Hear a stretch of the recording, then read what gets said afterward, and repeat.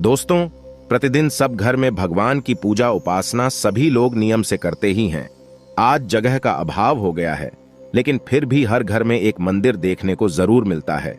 छोटा सा छोटा घर हो, वहां पर भी आपको पूजा का स्थान जरूर मिल जाएगा, क्योंकि इससे हमारे घर में हम मानते हैं सकारात्मक ऊर्जा का वास होता है।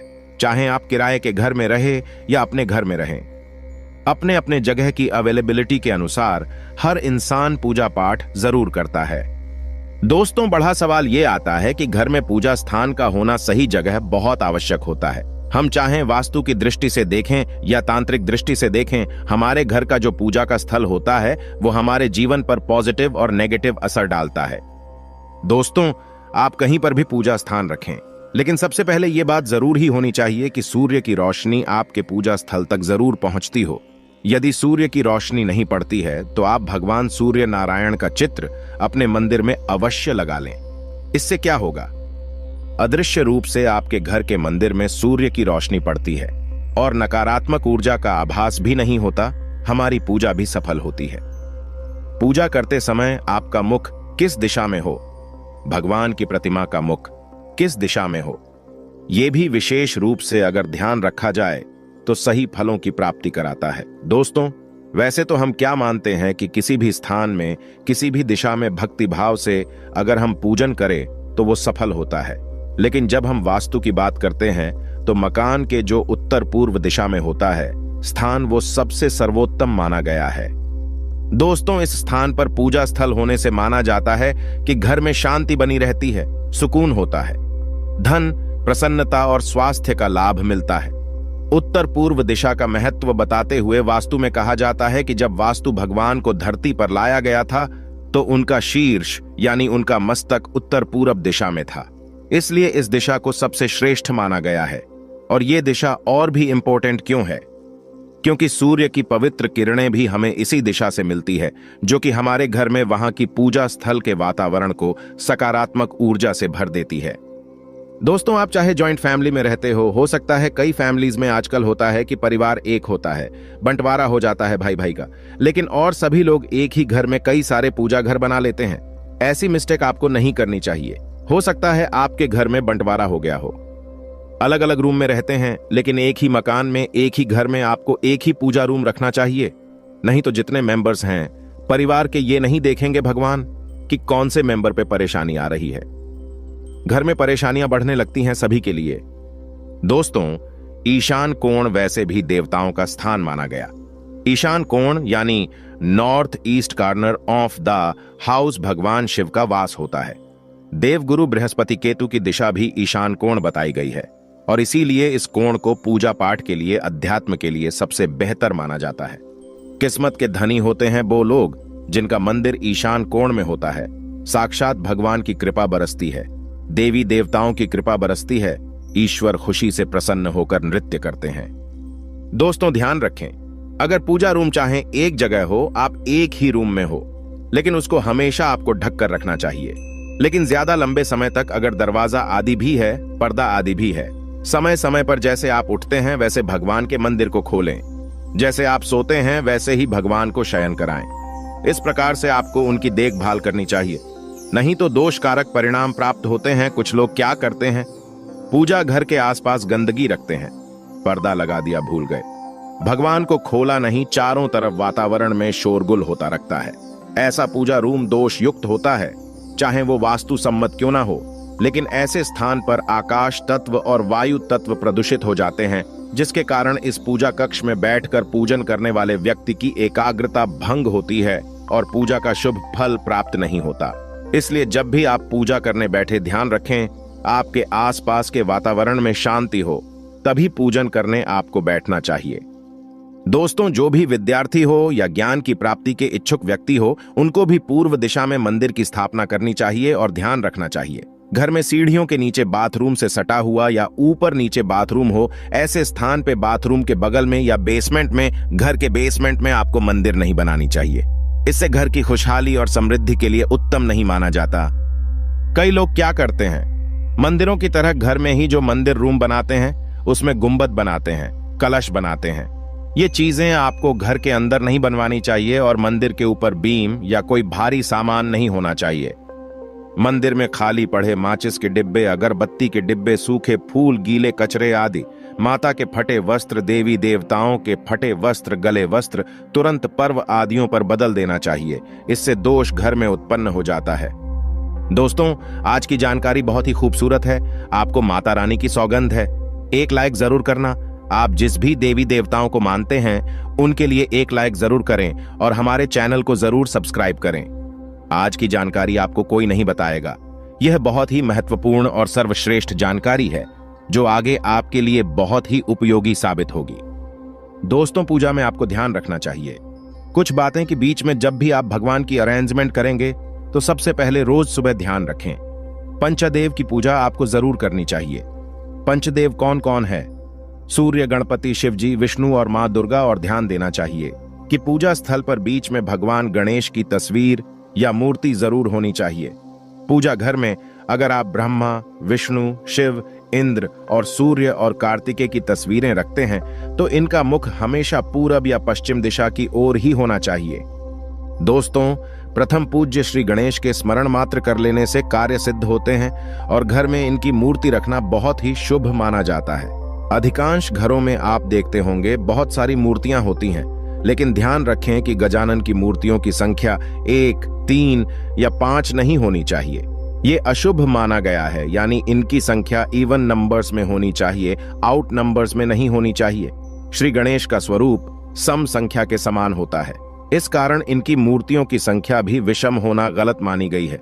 कम से कम 2 मूर्तियां रखना गणपति देव की सर्वश्रेष्ठ मानी जाती है। पूजा घर में गणेश जी की मूर्ति का मुख, कुबेर की मूर्ति का मुख और दुर्गा मां का मुख दक्षिण दिशा की ओर होना चाहिए। घर के मंदिर में मां दुर्गा या अन्य किसी देवी की मूर्ति की संख्या 3 नहीं होनी चाहिए। यह अशुभ माना जाता है और यदि आप चाहें तो 3 से कम या ज्यादा मूर्तियां घर के मंदिर में रख सकते हैं। दोस्तों, मूर्तियों के संबंध में श्रेष्ठ बात यही होती है कि मंदिर में किसी भी देवता की एक से अधिक मूर्ति ना हो। अलग अलग देवी देवताओं की एक एक मूर्तियां रखी जा सकती हैं। पूजा घर में हनुमान जी का मुख नैऋत्य कोण में होना चाहिए। घर के मंदिर में हनुमान जी की मूर्ति की संख्या 1 ही होनी चाहिए, क्योंकि बजरंग बली को रुद्र का अवतार मानते हैं, यानी शिव का अवतार मानते हैं, और घर में शिवलिंग भी 1 ही होना चाहिए। मंदिर में अगर आप रखते हैं तो हनुमान जी की प्रतिमा, बैठे हुए हनुमान जी की प्रतिमा रखना सर्वश्रेष्ठ होता है। दूसरे किसी भाग में रख रहे हैं तो हनुमान जी की मूर्ति नहीं, ऐसी फोटो रखी जा सकती है जिसमें वो खड़े हुए हों। घर के दरवाजे के पास नॉर्थ दिशा में आप उड़ते हुए हनुमान जी की फोटो रख सकते हैं। ये नौकरी इत्यादि के लिए सर्वश्रेष्ठ होती है। दोस्तों, ध्यान रखें, पति पत्नी का जो शयन कक्ष है अगर उसी में आपने बनाया हुआ है, आपने साइड में मंदिर, तो आपको हनुमान जी की मूर्ति या फोटो उसमें नहीं लगानी चाहिए। आप वहां पर राधा कृष्ण का फोटो लगा सकते हैं। इस बात का हमेशा ध्यान रखें कि आप अपने घर के मंदिर में जिन भी मूर्तियों को रखते हैं उनमें एक मूर्ति से दूसरी मूर्ति का 1 इंच का फासला जरूर होना चाहिए। इसके अलावा 2 भगवान की मूर्ति कभी भी आमने सामने नहीं रखनी चाहिए, नहीं तो आपके जीवन में तनाव हो सकता है। इससे पूजा का फल आपको नहीं मिलेगा। दोस्तों, पूजा घर में कई बार क्या होता है, किसी मंदिर में गए, कोई पंडित जी ने दे दिया, प्राचीन मंदिर से लाई गई प्रतिमा या स्थिर प्रतिमा जो पहले स्थिर थी, उन प्रतिमा को अपने घर पे स्थापित आपको नहीं करना चाहिए। कोई दे भी देता है तो आपको इसका विसर्जन कर देना चाहिए। दोस्तों, वास्तु विज्ञान में स्ट्रिक्टली मना किया जाता है कि भैरव भगवान की मूर्ति घर में नहीं रखनी चाहिए। हालांकि शिव भगवान का रूप होते हैं, लेकिन फिर भी वो तामसिक देवता होते हैं। कुछ लोकतंत्र मन की साधना के लिए इनको घर में रख लेते हैं, लेकिन ये गलत है। भगवान शिव का एक और रूप होता है नटराज, और वास्तुशास्त्र के अनुसार नटराज रूपाली भगवान शिव की प्रतिमा भी घर में नहीं होनी चाहिए, क्योंकि ये नटराज रूप में शिव तांडव करते हैं और इसीलिए घर पे इनको तामसी माना जाता है रखना। दोस्तों, हम सभी लोग गृह शांति के लिए कभी किसी को शनि की 7.5 आती है, ढैया है तो शनि की पूजा अर्चना करने को बोला जाता है। लेकिन ज्योतिष शास्त्र के मुताबिक कभी भी शनि देव की मूर्ति आपको घर में नहीं लगानी चाहिए। शनि की तरह ही ज्योतिष शास्त्र में राहु केतु की भी मूर्ति घर पे नहीं रखी जाती, क्योंकि राहु केतु दोनों छाया ग्रह होने के साथ साथ पाप ग्रह भी होते हैं। दोस्तों, घर के मंदिर में हमेशा भगवान की सौम्य रूप वाली मूर्तियां रखे। यहां तक कि ऐसे में मां दुर्गा के कालरात्रि का जो स्वरूप होता है, मां काली की डरावनी मूर्ति होती है, वो भी घर में नहीं रखनी चाहिए। रखना भी चाहते हैं तो बहुत सौम्य मूर्ति आपको मुस्कुराती हुई रखनी चाहिए। दोस्तों, किसी भी प्रकार के घर में महाभारत आदि के युद्ध आदि के पशु पक्षी के चित्र आदि लगाना उचित नहीं माना जाता है और पूजा घर में कुछ लोग पैसे उठा उठा के दबा दबा के रखते हैं। यह भी नहीं करना चाहिए। पूजा घर में कभी भी धन बहुमूल्य चीजें जो होती है वो आपको नहीं रखनी चाहिए। पूजा घर में आप वह सिक्का रखें जो आजीवन मंदिर में रखा हो। आप चांदी का सिक्का सदैव के लिए अर्पित कर सकते हैं। इससे आपके घर में सौभाग्यपूर्वक धन, ऐश्वर्य, धन लक्ष्मी तथा अन्न भंडार की कोई भी कमी नहीं होगी। मंदिर को कभी खाली नहीं रखना चाहिए। चांदी का रुपया, पैसा या सोने की कोई भी वस्तु आपको अवश्य माता रानी को या देवी देवताओं को अर्पित जरूर करना चाहिए। आप चांदी का सिक्का भी विशेष रूप से मंदिर में रख सकते हैं। यदि आपके पास कुछ भी मंदिर में रखने के लिए विशेष नहीं है तो आप विशेष तौर पर पुष्प अर्पित करते रहें।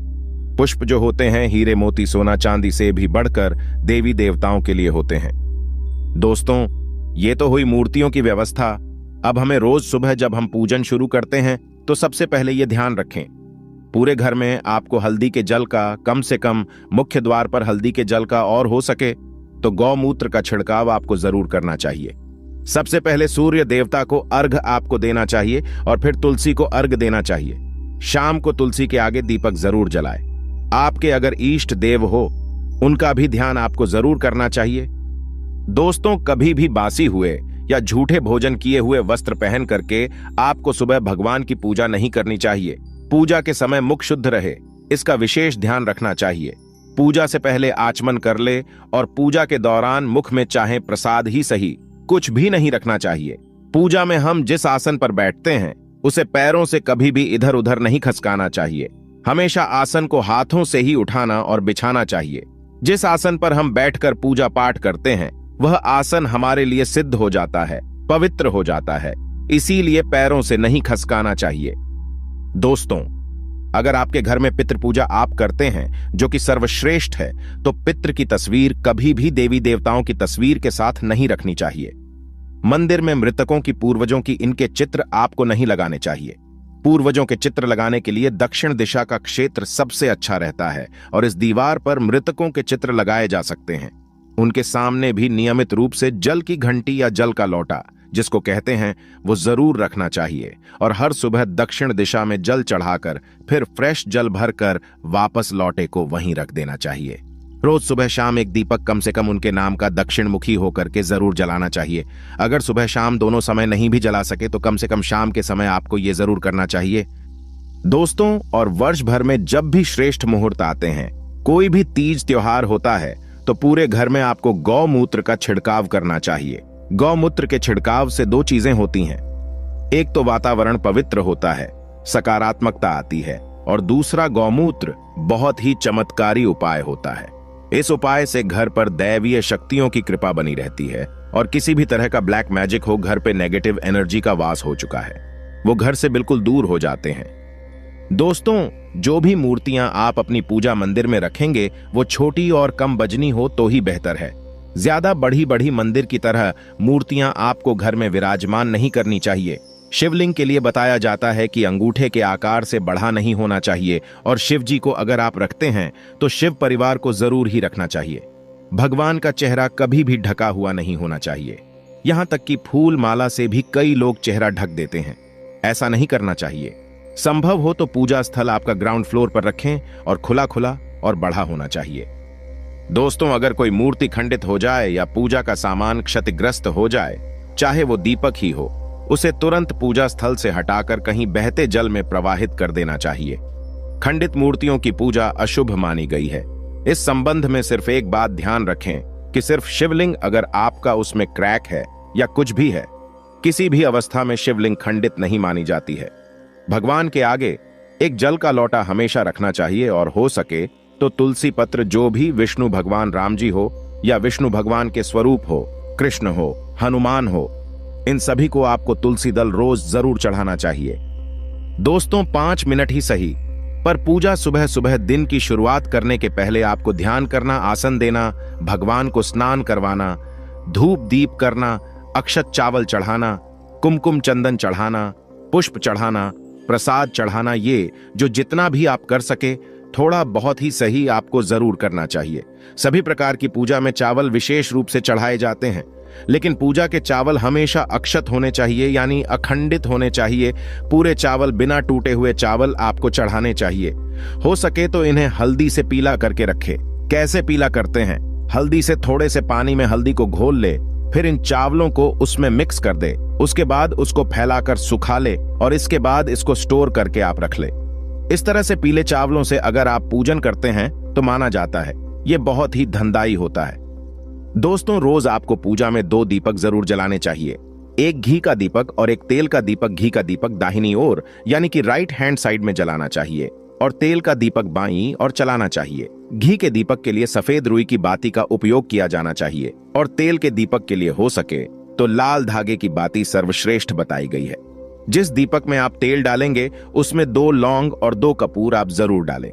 ये काम करने से घर पे नजर, बुरी नजर या जो भी गलत चीजें होती हैं वो आपके घर से दूर हो जाती है। यहां तक कि भगवान शिव कहते हैं, जलता हुआ दीपक घर में अकाल मृत्यु तथा दुर्घटनाओं से बचाता है। दोस्तों, दीपक हमेशा ध्यान रखें भगवान की प्रतिमा के ठीक सामने लगाना चाहिए। शाम को आपके घर में लक्ष्मी प्राप्ति के लिए गूगल की धूप, नजर बाधा आदि के लिए टोने टोटके के लिए लोबान की धूप और सुख शांति के लिए तेज पत्ता जरूर जलाना चाहिए। तेज पत्ता जो होता है जिसे हम खाने में डालते हैं वही होता है तेज पत्ता। दोस्तों, मंदिर आप कभी भी शयन कक्षा बेडरूम में बनाना ही नहीं चाहिए और अगर किसी कारणवश आप बना लेते हैं तो पर्दा से ढक करके उसको जरूर रखना चाहिए। एक लकड़ी का हो सके तो हल्का पार्टीशन दे दे, ये ज्यादा अच्छा रहता है। पति पत्नी के लिए यदि एक कमरे की व्यवस्था हो और कोई जगह नहीं हो तो मंदिर आप पूजा करने के बाद पूरा ढक दें। मंदिर आप शयन कक्षा में भी रख सकते हैं, पर शर्त यह है कि आपको मंदिर ढककर सोना चाहिए और सिर्फ पूजा करते समय ही खोलना चाहिए और कुछ समय बाद वापस पर्दा ढक देना चाहिए। इससे आपकी पूजा पाठ भी सफल होगी और मंदिर को दूसरी ओर ले जाने का भय भी आपको नहीं सताएगा, दोष भी नहीं लगेगा। दोस्तों, रात के समय स्पेशली मंदिर पर पर्दा कर देना चाहिए। पूजा में बासी फूल पत्ते अर्पित नहीं करने चाहिए।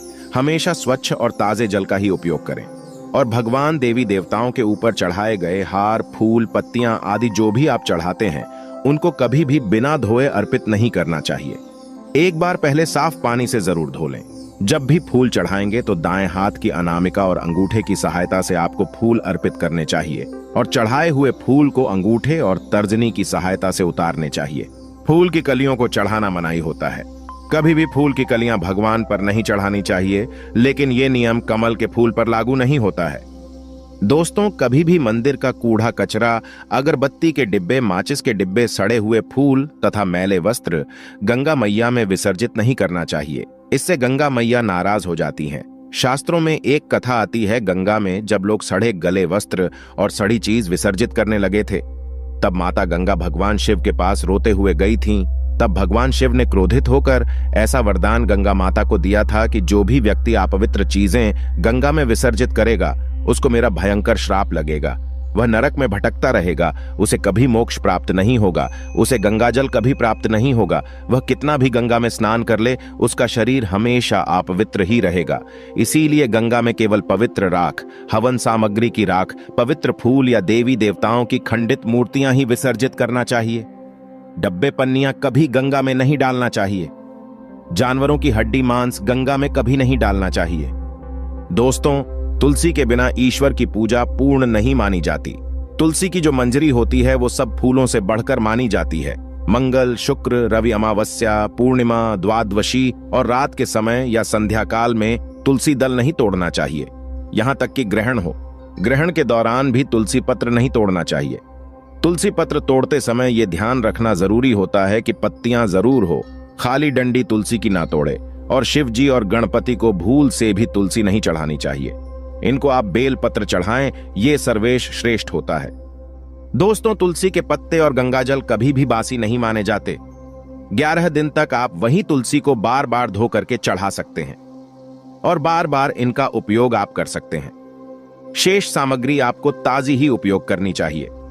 यदि कोई फूल सूख गया हो, गिर गया हो या खराब हो या जमीन से गिरा हुआ आपने उठाया हो तो उसको भगवान को अर्पित नहीं करना चाहिए।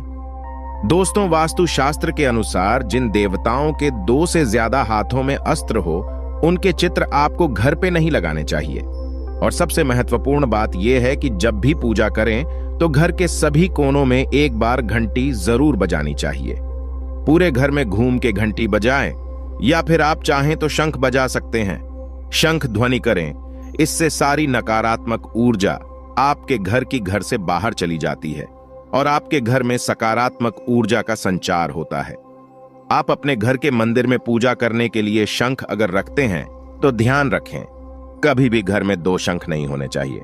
एक शंख को तुरंत हटा दे अगर ऐसा आपने करके रखा हो तो।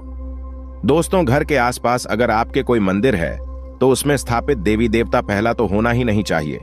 घर के बिल्कुल सटा हुआ या आसपास कोई मंदिर और अगर है भी तो उसमें स्थापित देवी या देवता का चित्र आपको मुख्य द्वार पर लगाना चाहिए। घर में जिस स्थान पर मंदिर होता है वहां पर जूठन, तामसी भोजन, नशे की चीजें, चमड़े से बनी हुई चीजें, जूते, चप्पल, दवाई आदि नहीं लेकर के जानी चाहिए, क्योंकि दवाइयां आधे से ज्यादा मांस की बनी होती हैं। दोस्तों, पूजा घर के निकट और भवन के ईशान कोण में झाड़ू या कूड़ादान नहीं रखना चाहिए और संभव हो तो पूजा घर को साफ करने का झाड़ू पोछा भी आपको अलग रखना चाहिए। जिस कपड़े से भवन के अन्य हिस्से का पोछा लगाया जाता है वो पूजा घर में उपयोग नहीं लाना चाहिए। मंदिर में कभी भी पुरानी कबाड़ आदि को नहीं रखना चाहिए और पुरानी हो चुकी फूल मालाएं, अगरबत्तियां, धूप की राख, माचिस की तिल्लियां कई लोगों में आदत होती है इकट्ठी करने की, कभी भी इनको इकट्ठा करके नहीं रखना चाहिए। हाथों हाथ किसी गमले में डाल दे या कूड़े में आपको डाल देना चाहिए। दोस्तों, हमेशा पूजा के बाद आपको परिक्रमा जरूर करनी चाहिए। अपने स्थान पे एक बार घूम लें, और नहीं तो अगर आप भगवान की अलग अलग देवी देवताओं की अलग परिक्रमा करना चाहते हैं तो भगवान सूर्य की 7, श्री गणेश की 3, विष्णु भगवान की 4 और शिव जी की आधी परिक्रमा करनी चाहिए। दोस्तों, अब हम बात कर लेते हैं मैन वाली की मुख किस ओर होना चाहिए। जब हम पूजा करते हैं तो सामान्यतः पूर्वाभिमुख होकर के यानी कि पूरब की ओर मुख करके अर्चना करना ही सर्वश्रेष्ठ बताया गया है। इसमें देव प्रतिमा यदि हो तो उनका मुख और दृष्टि हमेशा पश्चिम की ओर होती है। इस प्रकार की गई उपासना हमारे भीतर ज्ञान, क्षमता, सामर्थ्य और योग्यता प्रकट करती है, जिससे हम अपने लक्ष्य को तलाश करने में आसानी से हासिल अपने लक्ष्य को प्राप्त करते हैं। दोस्तों, वास्तु में पश्चिम की तरफ पीठ करके यानी पूर्वाभिमुख होकर बैठना ज्ञान प्राप्ति के लिए श्रेष्ठ माना जाता है। भगवान का मुख दक्षिण मुखी कभी नहीं होना चाहिए। ये ध्यान रखें, पूर्व, पश्चिम और उत्तर मुखी भगवान हो सकते हैं। जब हम तंत्र शास्त्र की बात करते हैं या कर्म कांडों की बात करते हैं तो इसमें लक्ष्मी की जो प्राप्ति के लिए पूजन करना चाहते हैं उनको पश्चिम मुख होकर के अर्चना करनी चाहिए। इसमें हमारा मुख पश्चिम की ओर होता है और देव प्रतिमा की दृष्टि और मुख पूरब की ओर होता है। दोस्तों, ये जो उपासना पद्धति है ये सामान्य उपासना पद्धति से पदार्थ प्राप्ति या कामना पूर्ति के लिए अधिक करेक्ट होती हैं। उन्नति के लिए कुछ ग्रंथ बताते भी हैं कि उत्तर मुखी होकर के उपासना करनी चाहिए। दक्षिण दिशा सिर्फ षटकर्मों के लिए इस्तेमाल की जाती है, लेकिन ये ध्यान रखें, कर्मकांड, तंत्र और वास्तु ये तीनों अलग अलग विद्याएं हैं। इन सबको कभी भी आपको मिलाना नहीं चाहिए। सिंपल पूजा करना चाहते हैं तो पूरब की ओर मुख करके पूजा करें, यह सर्वश्रेष्ठ होता है। धन प्राप्ति के लिए आपको पश्चिम की ओर मुख करके करना चाहिए और कभी कभी आप चाहें तो उत्तर की ओर, अगर आपके पास अरेंजमेंट नहीं है तो उत्तर की ओर मुख करके भी आप पूजन कर सकते हैं। दोस्तों, इस प्रकार से अगर आप भी अपने घर में सही स्थान, सही दिशा में पूजा स्थल बनवा करके सही तरीके से पूजन करते हैं तो निश्चित रूप से वहां पर सकारात्मक ऊर्जा का प्रवाह रहता है, जो आपको स्वस्थ रखेगा, सुखी बनाएगा और सामर्थ्यवान बनाएगा। आज मैंने ट्राई किया है कि आपको बिल्कुल नियम से स्टेप बाय स्टेप बताऊं कि कैसे आपको मूर्ति स्थापना रखनी चाहिए, किस प्रकार से किस मुख होकर के पूजन करना चाहिए, क्या क्या चीजें पूजा में रखनी चाहिए और रोज की पूजा आपको कैसी करनी चाहिए। दोस्तों, एक लास्ट बात, कुछ लोग पूछते हैं कि लड्डू गोपाल अगर हम रखते हैं तो एक से अधिक रख सकते हैं कि नहीं। तो दोस्तों, बिल्कुल रख सकते हैं। आप जितनी चाहें कान्हा की मूर्तियां रख सकते हैं, युगल जोड़ी रखें, कान्हा रखें, छोटे से लड्डू गोपाल रखें, राम बलराम रखें, इसमें कोई हानि नहीं होती है। दोस्तों, अब जानते हैं दीपक का पूरा जल जाना या दीपक में फूल बनना हमें क्या संकेत देता है और दीपक क्यों जलाना है जरूरी। हम दीपक के बारे में बारी बारी एक एक जानकारी आपको बताएंगे। जो दीपक आप अपने घर में जलाते हैं उसका ज्ञान आपको होना चाहिए। चलिए जानते हैं दीपक के विषय में कुछ गुप्त जानकारियां आपको माता रानी की सौगंध है। वीडियो को एक लाइक जरूर करना, आपका एक लाइक बहुत ही कीमती है। चमकते सितारे की तरह अपना भाग्य चमचमाते हुई देखने के लिए घर में दीपक का यह प्रयोग जरूर करें। घर में जलता हुआ दीपक है तो जीवन है, क्योंकि दीपक ही हमारा जीवन बचाता है। जहां होता है जलता हुआ दीपक, वहां धन भी खींचा चला आता है। आज हम दीपक से जुड़ी कई महत्वपूर्ण जानकारी आपको देने वाले हैं। वीडियो के अंत तक बने रहना। आज हम दीपक से जुड़ी हुई कुछ रहस्यमयी बातों के बारे में जानेंगे। उस दीपक के बारे में जिसे हम पूजा करते समय या पूजा घर के मंदिर में या घर के बाहर के मंदिर में जलाते हैं। आप अपने घर के मंदिर में या फिर बाहर के मंदिर में पूजा तो जरूर करते होंगे और पूजा करते समय दीपक जलाने का नियम भी आपको पता होगा। आपको पता होगा कि जिस दीपक को आप जिस भगवान का नाम लेकर जलाते हैं, कहीं वो दीपक कुछ गलत संकेत तो नहीं दे रहा है। आपके दीपक की बाती पूरी जल जाती है या फिर दीपक में घी और अधजली बाती बच जाती है और कहीं आपके दीपक की बाती पर फूल तो नहीं बनता। और दीपक की बाती पर फूल बन जाने का क्या मतलब होता है? तो क्या आप जानते हैं कि दीपक की बाती का पूरा जल जाना और बच जाना क्या संकेत देता है? कहीं आपके जीवन की सभी परेशानियों की वजह आपकी जराई हुई दीपक से तो नहीं जुड़ी हुई है? कहीं आप पहले से जले हुए दीपक में तो बाती नहीं जलाते हैं? और क्या आपके पूजा का दीपक पुराना है या नया? आखिर कितने सालों से उस दीपक का इस्तेमाल कर रहे हैं? कहीं आपकी तो आदत नहीं है। थोड़े दिनों के बाद दीपक को बदल देने की तो दोस्तों आपको जानकर हैरानी होगी कि आप अपने पूजा घर के मंदिर में दीपक जलाते समय अगर यह गलती करते हैं तो आपको इसका परिणाम भुगतना ही होगा। और दीपक की बाती का पूरा जल जाना और बाकी का बच जाना भी अलग अलग संकेत देता है, जो हमारे लिए जानना बहुत जरूरी है। तो इन्हीं सब बातों को जानने के लिए इस वीडियो में अंत तक हमारे साथ बने रहिएगा। दोस्तों, जब हम पूजा करते हैं तो हमारा दीपक कभी कभी अचानक से बुझ जाता है और कभी कभी ऐसा होता है कि हमारी पूजा होने के बाद हम उस दीपक को भगवान के सामने जलता छोड़ देते हैं। लेकिन कुछ समय के बाद में दीपक खुद ब खुद बुझ जाता है और उसमें अधजली बाती और घी बचा रह जाता है। और कभी कभी तो हमारे दीपक की बाती पूरी जल जाती है और उसमें फूल भी बन जाता है। तो इनके अलग अलग नकारात्मक और सकारात्मक परिणाम होते हैं। तो सबसे पहले यह जानते हैं कि अगर हमारे दीपक में फूल बन रहा है तो इसका क्या मतलब होगा। प्रिय मित्रों, अगर हमारे दीपक की बाती में फूल बन रहा है तो इसका सीधा सा मतलब है कि भगवान ने हमारी प्रार्थना को स्वीकार कर लिया है और वह हमारी पूजा से प्रसन्न है। और इसका संकेत वह बाती में बने इस फूल के माध्यम से देते हैं। अगर आपके घर में दिव्य शक्तियां मौजूद हैं और आपके साथ साथ वो भी ईश्वर की पूजा में अपना ध्यान रखती है, तो आपकी दीपक की बाती में एक से ज्यादा फूल बनते हैं और कभी कभी साक्षात किसी भी देवी देवता का रूप भी दिखने लगता है। तो अगर आपके दीपक की बाती में फूल बन रहा है तो आप सच में बहुत भाग्यशाली हैं। और इसी के साथ दीपक जलाने के भी कुछ खास नियम आपको जरूर जानने चाहिए। दोस्तों, अगर आप पहले से जले हुए दीपक में अपनी बाती रखकर जलाते हैं तो ऐसा करने से दुर्भाग्य आपका पीछा कभी नहीं छोड़ता है।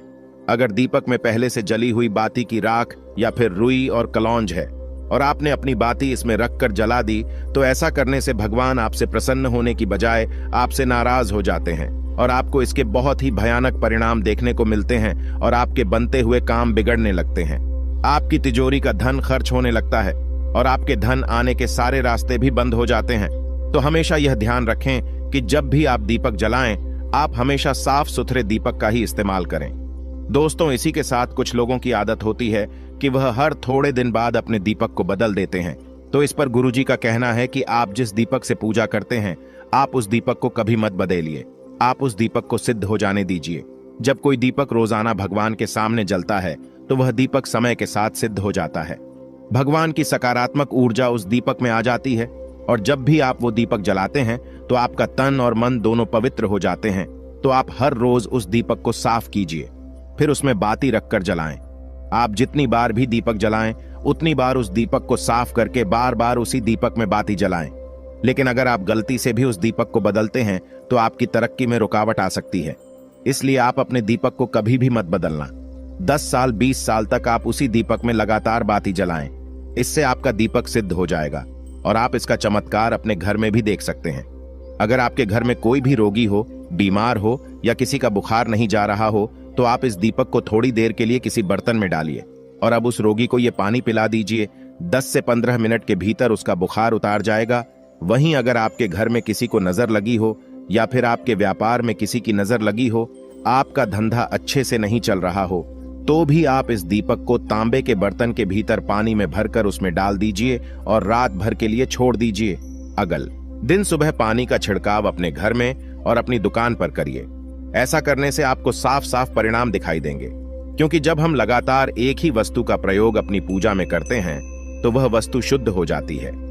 भगवान की जो ऊर्जा होती है वह उस वस्तु में समा जाती है। तो कभी भी अपने मंदिर के दीपक को बदलने की गलती ना करें। दोस्तों, अगर आपके मंदिर का दीपक टूट जाता है या फिर खराब हो जाता है या खंडित हो जाता है, आप तभी उस दीपक को बदल सकते हैं। लेकिन फिर भी आप उस दीपक को ना फेंकें, बल्कि इसे अपने घर में संभाल कर रखें, क्योंकि यह भगवान की सकारात्मक ऊर्जा का भंडार होता है। वहीं अब आपको यह भी बता देते हैं कि अगर आपके दीपक की बाती पूरी नहीं जलती हैं, आपके दीपक में ही बच जाती है, तो इसका क्या परिणाम होता है। तो सबसे पहले यह देखिए कि अगर आप किसी भी पेड़ पौधे की पूजा कर रहे हैं और पूजा में जलाया हुआ दीपक पूरा नहीं जलता या फिर उसमें ही बच जाता है, तो इससे आपके घर में बीमारियां घर बना लेती हैं और ये बीमारी कभी भी आपका पीछा नहीं छोड़ेगी। तो जब भी आप किसी भी पेड़ पौधे की या मंदिर के बाहर किसी भी जगह की पूजा करें, तो यह ध्यान रखें कि उसकी बाती पूरी जले और उस बर्तन में भी ना बचे, क्योंकि यह आपकी अच्छी सेहत के लिए बहुत ही ज्यादा अच्छा प्रभाव देगा। वहीं अगर आपके घर के मंदिर में दीपक की बाती पूरी नहीं जलती है, पूजा करते समय दीपक बार बार बुझ जाता है, तो जरूर आपके घर में नकारात्मक ऊर्जा का वास है और यह आपकी पूजा में विघ्न डालने का काम करती है। दोस्तों, हमारे घर में अगर कोई बुरी शक्ति होती है या फिर कोई ऐसी ऊर्जा होती है जो यह नहीं चाहती कि आपके घर में भगवान की कृपा हो और आपके घर में सकारात्मक ऊर्जा हो, तो यह आपकी पूजा सफल नहीं होने देती। क्योंकि दोस्तों, एक वातावरण में एक ही तरह की ऊर्जा रह सकती है, या तो सकारात्मक या नकारात्मक, और जो बुरी शक्तियां होती हैं वो ये कभी भी नहीं चाहती कि आपके घर में देवी शक्तियों का वास हो, क्योंकि अगर आपके घर में भगवान ने अपनी कृपा की तो उन बुरी शक्तियों और ऊर्जाओं को आपके घर से जाना पड़ेगा। तो यह बुरी शक्तियां हमेशा इसी कोशिश में रहेगी कि आपकी पूजा में रुकावटें आएं और इन्हीं के प्रभाव से हमारा दीपक बार बार बुझ जाता है या फिर हमारे दीपक की बाती ही पूरी नहीं जलती। तो इस सब से बचने के लिए आपको क्या करना है कि सच्चे मन से भगवान का स्मरण करना है, और जब भी आप दीपक जलाएं तो भगवान से सबसे पहले यह प्रार्थना करें कि के आसपास जितनी भी नकारात्मक ऊर्जा हो वह आपसे दूर रहे, भगवान की कृपा आप पर बनी रहे। साथ ही ऐसी शक्तियों से बचने के लिए जब भी आप दीपक जलाएं तो गंगा जल से एक गोल घेरा बना लेने और इस गोल घेरे में दीपक को रखें, क्योंकि दोस्तों, गंगा जल बहुत ही पवित्र माना गया है और महादेव का वरदान भी गंगा जल को मिला हुआ है। तो गंगा जल में सबसे पहले तो कोई भी बुरी शक्ति प्रवेश नहीं कर सकती, इसलिए कभी भी गंगा जल खराब नहीं होता और गंगा जल हर तरह की ऊर्जा को सकारात्मक ऊर्जा में बदल देता है। और अगर आप गंगा जल से बने हुए गोल घेरे में दीपक को रखेंगे तो यह आपकी पूजा में किसी भी शक्ति को बाधा नहीं बनने देगा और कोई भी नकारात्मक शक्ति आपकी दीपक को बुझा नहीं पाएगी और आप निर्वाह अपनी पूजा संपन्न कर पाएंगे और देवी शक्तियां भी आपके जीवन में अपनी कृपा और आशीर्वाद बनाए रखेगी। अगर मान लीजिए आपकी कोई विशेष मनोकामना है और आपकी कोई मनोकामना आप चाहते हैं कि पूरी हो जाए और बहुत लंबे समय से, बहुत ज्यादा वक्त से आपकी वो समस्या बनी हुई है, आपकी कोई मनोकामना है जो पूरी नहीं हो पा रही है, तो आपको यह सरल सा उपाय जरूर कर लेना चाहिए। चाहे आपकी कैसी भी मनोकामना हो, जैसे मान लीजिए आपके जीवन में संतान सुख आपको प्राप्त नहीं हो पाया है और आप चाहते हैं कि आपको संतान की प्राप्ति हो जाए, या फिर आप एक अच्छे जीवन साथी की कामना करते हैं, आपके विवाह से जुड़ी कोई समस्या है, धन से जुड़ी कोई समस्या है। कहने का मतलब है कि हर प्रकार की समस्या का उपाय है। ये एक छोटा सा उपाय तो दोस्तों, ये उपाय बहुत ही ज्यादा खास उपाय है। क्यों? क्योंकि ये आपकी हर प्रकार की समस्या को समाप्त करता है और आपकी जो भी मनोकामना है उसे पूरी करता है। इसलिए ये उपाय बहुत ही ज्यादा खास हो जाता है, इसका महत्व बहुत ज्यादा बढ़ जाता है। तो इस उपाय को करने के लिए आपको लेने हैं सदाबहार के 9 गुलाबी रंग के फूल, ठीक है ना? हम आपको फिर से बता देते हैं कि सदाबहार के गुलाबी वाले फूल आपको 9 लेने हैं और इसी के साथ आपको तांबे के पात्र में तांबे के लोटे में जल लेना है और ये उपाय करना है। आपको सोमवार के दिन तो यह उपाय आपको सुबह के समय करना है। सुबह जल्दी उठकर स्नान आदि करने के बाद आपको स्वच्छ वस्त्र धारण करने हैं और तांबे के लोटे में आप पूरा जल भर लीजिए और उस तांबे के लोटे में आप उन फूलों को डाल दीजिए जो 9 फूल आपने लिए हैं, गुलाबी रंग के सदाबहार वाले फूल। और उसके बाद आपको शिवजी के मंदिर में जाकर, शिवालय में जाकर ओम नमः शिवाय इस मंत्र का जाप करना है पूरे 108 बार। और आपको बता दे, आप श्री शिवाय नमस्तुभ्यं इस मंत्र का जब भी कर सकते हैं तो आपने जो जल लिया है और जो फूल उसके अंदर डाले हैं वो दोनों आपको शिवलिंग पर अर्पित कर देने हैं, चढ़ा देने हैं। और ऐसा करते समय जब आपकी जो भी मनोकामना है उसको आप बोल दीजिए। यह उपाय यदि आप कर लेते हैं तो आपकी कितनी भी बड़ी मनोकामना हो, चाहे कैसी भी समस्या हो, वो समाप्त हो जाएगी और आपकी मनोकामना पूरी हो जाएगी।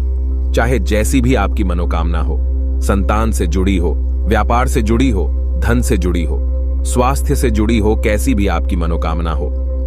दोस्तों आपको बता दें, यह उपाय जो व्यक्ति करता है उसके जीवन में चाहे जैसा भी दोष हो, कोई भी वास्तु दोष हो, कोई भी कुंडली दोष हो, वो पूरी तरह से समाप्त हो जाता है। और दोस्तों आपको बता दें, यह उपाय करना है आपको 5 सोमवार लगातार, ठीक है ना। जब आप पहले सोमवार करेंगे, उसके बाद दूसरे सोमवार, तीसरे सोमवार, चौथे सोमवार, 5वें सोमवार, 5 सोमवार आपको लगातार करना है।